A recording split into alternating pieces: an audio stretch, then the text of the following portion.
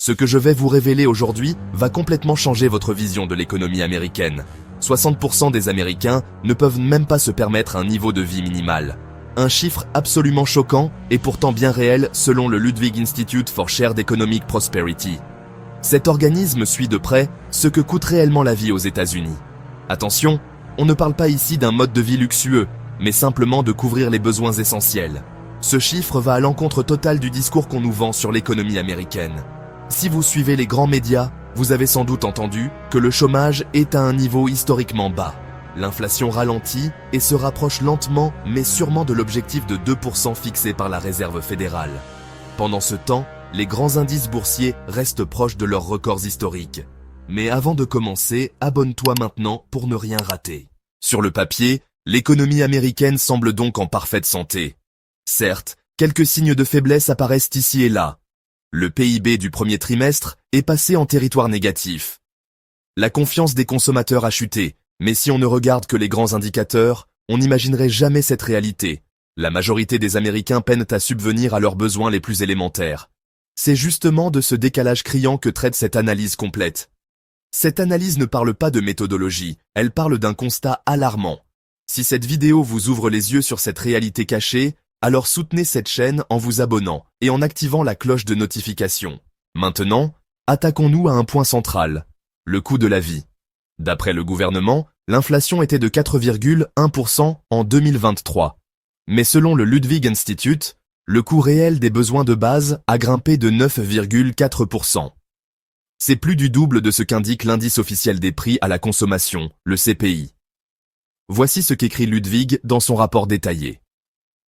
Toujours selon Ludwig, ce sont les dépenses essentielles qui étranglent littéralement les foyers. En 2023, le logement a connu une flambée de 11,4%. Il s'agit de la plus forte hausse annuelle jamais enregistrée dans l'histoire moderne. On sait déjà que les taux hypothécaires avoisinent les 6 ou 7%. Les prix de l'immobilier sont à des sommets historiques absolument vertigineux. Cette explosion du coût du logement n'est pas un cas isolé malheureusement. Les dépenses de transport ont augmenté de 14,7%. Les primes d'assurance santé ont progressé de 7,9%. Quant au prix de l'alimentation, ils ont bondi de près de 4,5%. Ces augmentations pèsent lourdement sur le budget quotidien de tous les ménages, sans exception. Parlons maintenant du chômage, car ce fameux taux qu'on nous répète en boucle ne cesse de m'interpeller profondément.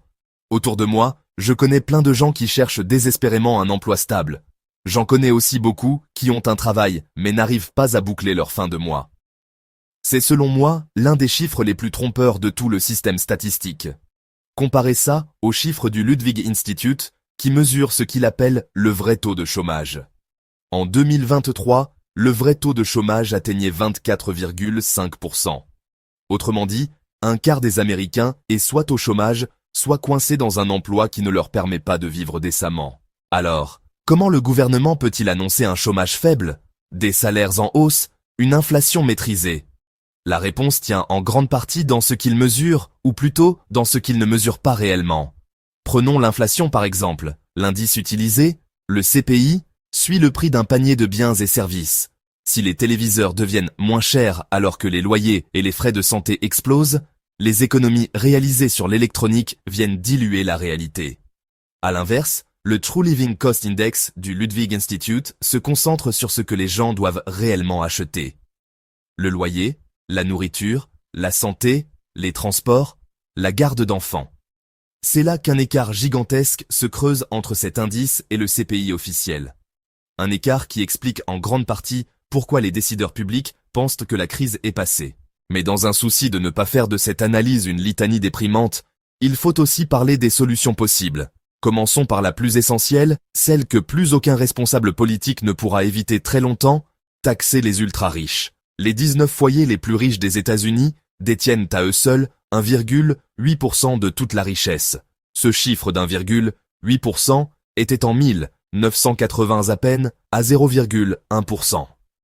Certains économistes ont donc proposé une mesure simple, un impôt sur la fortune modéré de 1 à 3% par an, appliqué uniquement sur les patrimoines supérieurs à 50 millions de dollars. Selon une étude menée par des économistes de l'université de Berkeley, cela pourrait rapporter jusqu'à 3 000 milliards de dollars sur 10 ans. Attention, on ne prétend pas que cette solution règle tout, mais le fait est que la plupart des réformes sérieuses dans ce domaine sont systématiquement bloquées. Pas parce qu'elles ne fonctionneraient pas, mais parce qu'elles remettraient en cause les rapports de pouvoir actuels. C'est là le vrai blocage structurel. Parce que oui, résoudre tout ce système impliquerait de regarder en face une question essentielle. À qui profite vraiment l'ordre économique actuel et ses mécanismes de redistribution? C'est probablement pour ça que rien ne change, fondamentalement. Pas parce que les idées seraient trop radicales, mais parce que les affronter exigerait de dire la vérité sur l'état réel du système. Et ça, c'est peut-être la seule chose que l'économie américaine ne peut toujours pas se permettre de révéler au grand jour.